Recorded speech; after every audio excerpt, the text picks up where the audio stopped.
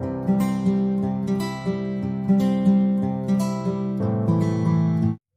Friends, welcome back to my channel Deep classes. आज के video का हमारा टॉपिक है राजा निर्बंसिया, कहानी का पाठबोध और उसकी प्रक्रिया। हमारा आज का वीडियो स्टार्ट करने से पहले अगर आपने अभी तक हमारे चैनल को सब्सक्राइब नहीं किया है तो इसे सब्सक्राइब कर लें, जिससे हमारे सभी वीडियो के नोटिफिकेशंस आप तक पहुंच सके। साथ ही MHD से रिलेटेड सभी वीडियोस के लिए आप हमारे चैनल की प्लेलिस्ट में जाकर उन्हें देख सकते हैं। तो चलिए बिना देरी किए हम अपना आज का वीडियो स्टार्ट करते हैं। कमलेश्वर नई कहानी के प्रमुख रचनाकारों में से एक है, जिन्होंने स्वतंत्र भारत की बदली हुई परिस्थितियों, राजनीतिक शैली, अर्थव्यवस्था तथा लगातार बढ़ती हुई विषमता, छिजती हुई संवेदना तथा अनुत्तरदायी व्यवस्था में बिखरते हुए सपनों को अपने रचनात्मक कौशल के आधार पर पाठकों तक पहुंचाया है। क्योंकि कमलेश्वर प्रेमचंद परवर्ती कथा परंपरा की एक मिसाल है, इसीलिए उन्होंने बदलती हुई सच्चाई और परिस्थितियों के मध्य में मनुष्य की बदली हुई चेतना तथा संवेदना को बचाने के लिए स्वयं को बदलने में भी कोई झिझक को अनुभव नहीं किया। और यही बदलाव भारतीय जनमानस से उनकी प्रतिबद्धता के साथ जुड़े रहने का प्रमुख कारण भी है। कमलेश्वर मैनपुरी कस्बे के एक मध्यम वर्गीय परिवार में जन्मे थे, जहां अबोध बचपन में ही पिता की स्नेह छाया से वंचित हो जाने तथा परिवार का भविष्य संवारने वाले एकमात्र बड़े भाई सिद्धार्थ के भी असमय काल कलवित होने से पूरा परिवार विवश तथा जर्जर हो जाता है। इन पारिवारिक विकट परिस्थितियों के मध्य भी कमलेश्वर ने शिक्षा जारी रखी।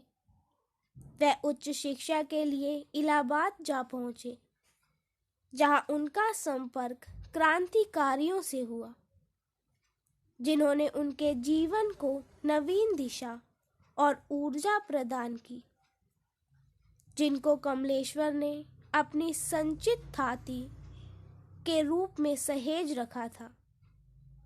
और इसी से उनकी रचनात्मकता को भारी समर्थन भी प्राप्त हुआ। कमलेश्वर अपनी प्रतिभा से अपने समकालीनों में लोकप्रिय तथा विश्वास पात्र बनकर उभरे, क्योंकि उनके भीतर सत्ता के विरुद्ध जूझने वाले कमलेश्वर फिल्मी पटकथा संवाद लेखन, कमलेश्वर दैनिक अखबारों की घटना पर टिप्पणी करता कमलेश्वर, समांतर कहानी वाला कमलेश्वर, आम आदमी के सवालों पर तीखी बहस करने वाला आदि अनेक कमलेश्वर मौजूद थे। इन सभी रूपों में एक कथाकार वाला रूप ही उनका स्थायी महत्व का आलंबन बनकर उभरा है। कमलेश्वर आजीवन मैनपुरी कस्बे के दुख दर्द, वहां की चहल पहल के मध्य उत्पन्न होने वाले अवसाद को अपनी कहानियों की जीवन दृष्टि का मुख्य आधार बनाते हुए वहां के कस्बाई निम्न मध्य वर्ग के वर्ग वैषम्य, शोषण तथा सामाजिक असमानता का वर्णन करते रहे। उनकी कहानी को जीवनानुभवों में से निकली हुई कहानी माना जाता है। कमलेश्वर जीवन से जूझते हुए चरित्रों के सर्जक माने जाते हैं, क्योंकि उनके कथा पात्र वास्तविक जीवनानुभवों से निर्मित हुए हैं। यही जीवनानुभव कमलेश्वर को भारत के आम आदमी की हालत से जोड़कर उनकी कहानी को जीवंतता प्रदान करता है। कमलेश्वर की अनेक कहानियों के मध्य राजा निर्बंसिया को उनकी प्रथम कहानी के रूप में जाना गया, जिसमें निम्न मध्यम वर्गीय आदमी की स्थिति को देश, समाज और सरकार के बदलने के कारण विकृतियों के बीच पिसकर रह जाने के यथार्थ को उजागर किया है। इस दृष्टि से कमलेश्वर के कथा विकास को प्रथम, द्वितीय तथा तृतीय हिस्सों में विभाजित करते हुए सन 1952 से 1958 से 1959 ईस्वी तक के क्रम को परंपरा से विद्रोह और अनुभव क्षेत्र की प्रामाणिक पहचान तथा दूसरे हिस्से को सन 1959 से 1966 ईस्वी तक मानते हुए यथार्थ के स्वीकार तथा सन 1966 से दिल्ली लौटने तक के तीसरे हिस्से को सामान्य व्यक्ति की नियति से जुड़े लेखन, यातनाओं से गुजरते हुए मनुष्य के साथ समानांतर चलने की स्थिति से जोड़कर देखा जा सकता है। कथा विकास का यह विभाजन कमलेश्वर की कलात्मकता के अनुभव को समझने का एक आयाम है। इन तीनों दौरों में पाई जाने वाली विशेषताएं एक दूसरे से भिन्न होने के बाद भी कोई विभाजक रेखा प्रस्तुत नहीं करती। राजा निर्बंसिया कहानी, जो कि अपने शिल्प तथा चेतना से नए हिंदी कथा दौर की महत्वपूर्ण कहानी मानी जाती है, एक साथ दो कथावृत्तों के साथ कलात्मक रूप से भारतीय वर्ण व्यवस्था, वर्गीय चेतना दृष्टि तथा परिवर्तित जीवन मूल्यों के संक्रमण को कटु यथार्थ के रूप में वर्णित करती है। राजा निर्बंसिया स्त्री पुरुष संबंधों की एक दारुण तथा रोमांचक कथा है, जिसमें आधुनिक परिस्थितियों यानी नई कहानी के अनुरूप स्त्री पुरुष संबंधों में बदलाव की चिंता को भी अभिव्यक्त किया गया है।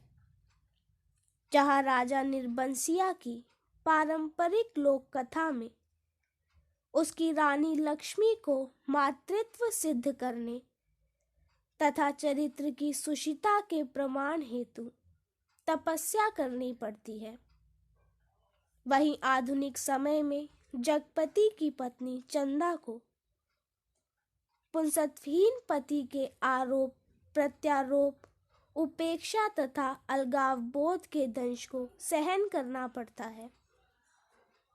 आधुनिक युग का जगपति अर्थात जगत का पति अपनी पत्नी चंदा के गर्भ में दूसरे के अंश को बढ़ता हुआ समझकर चंदा को अपमानित तथा बहिष्कृत करते हुए आर्थिक अभावों के कारण स्वयं ही उसे अस्पताल के कंपाउंडर बच्चन सिंह के साथ बेच देने की त्रासद बेचैनी तथा मार्मिकता में जीता है।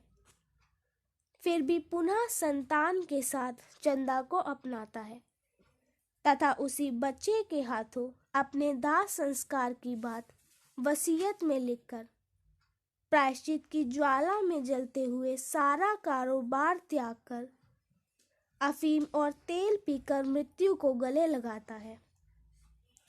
जबकि पारंपरिक लोक कथा का राजा अपनी रानी के सतीत्व का प्रमाण पाकर उसके पैर पकड़ लेता है और उसकी देवी के रूप में प्रशंसा कर पुत्रों के साथ पुनः राजकाज में संलिप्त हो जाता है।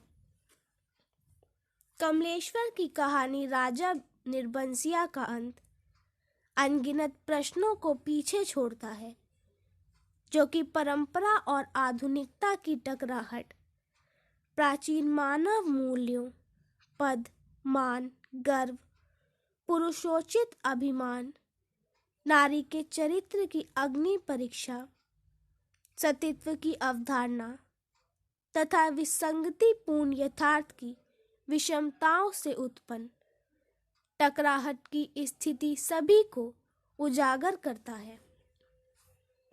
इसी के साथ आज का हमारा वीडियो यही खत्म होता है। वीडियो पसंद आया हो तो वीडियो को लाइक एंड शेयर करें और चैनल को सब्सक्राइब करना ना भूलें। Thank you for watching.